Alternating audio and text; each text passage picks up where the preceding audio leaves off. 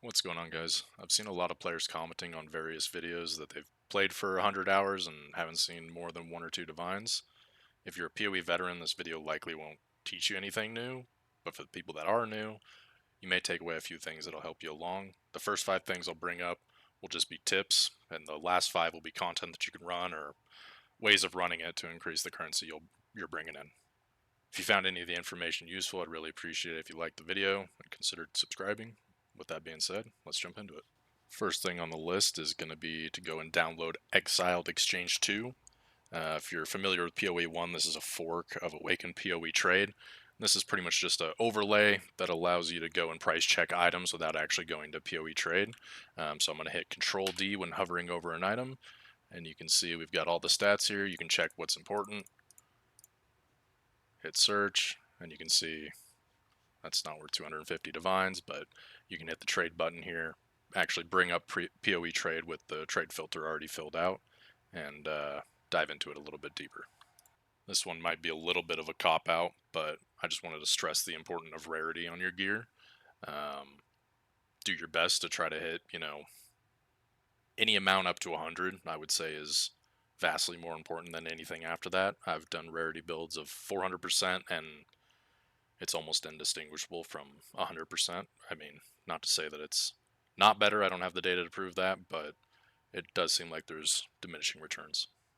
Up next, we have spending your extra gold at Alva. I usually do this whenever I hit 5 million gold. I'll just come and spam click some amulets. You can do rings as well. For amulets, you're going to be looking for Astramentus. That's around 145 divs. And on the rings side, you can find Dream Fragments. Don't forget, these are just bases that you're pretty much buying, so they could roll with spell skills, projectile skills, whatever. And then from there, if you find a decent base, then you can go ahead and slam onto it or buy essences, throw those on there as well. Totally up to you, but I'll usually make at the bare minimum a few divs and all the way up to 20. The fourth thing that I have for you guys is instead of going and vendoring your jewels, come over to the reforging bench here and try your luck. You never know, you might end up hitting something that's actually worth a decent amount. In the process of failing the last time I tried to do this, I actually hit something pretty nice, so you never know. And the last tip that I have for you guys before we get into the actual methods of farming is going to be to try different builds. It's really hard to know what's really good in this game unless you try different things and experiment. In the process of doing that, you can always find great deals on gear and, indirectly end up flipping items whenever you end up upgrading or swapping to a different build. That's how I actually make most of my money in this game, is just trying out different things, finding good deals, and inevitably making more currency. Alright, for the rest of the video, it's just going to be strictly farming methods, and the first one is going to be fishing for audience with the king. This is going to be through doing ritual in your maps. You can use ritual precursors on towers to spawn more rituals in a certain area, and as you can see, it's worth about 6.4 divines.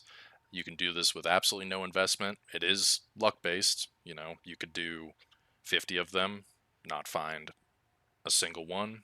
You could do 2 and find 2. If you wanted to invest into this further, don't pay attention to my Atlas tree, I was messing with stuff.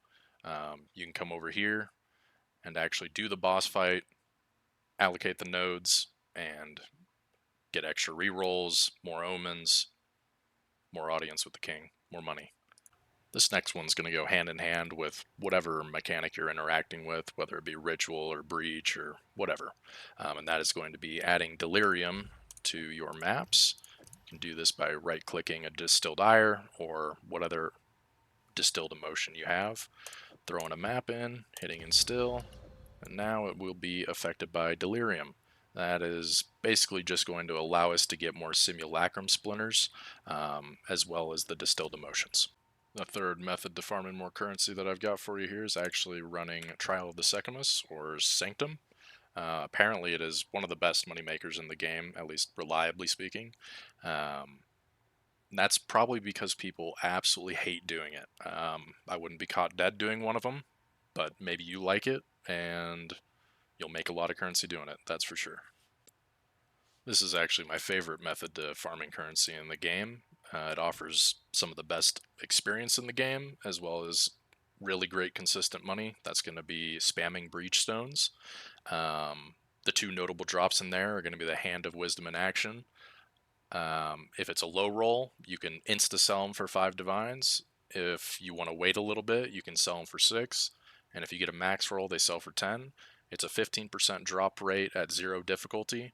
Keep in mind, if you go up to 4 difficulty, this does drop down to 13%, but that opens up the ability to get controlled metamorphosis as well as item level 82 rares, which tend to just almost eclipse the other drops.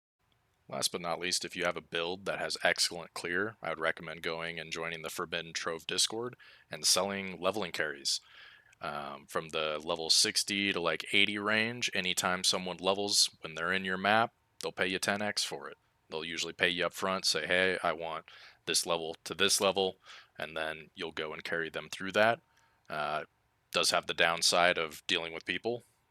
We know how that can be. So, you know, up to you if you want to try. It's not for me, but maybe it's for you.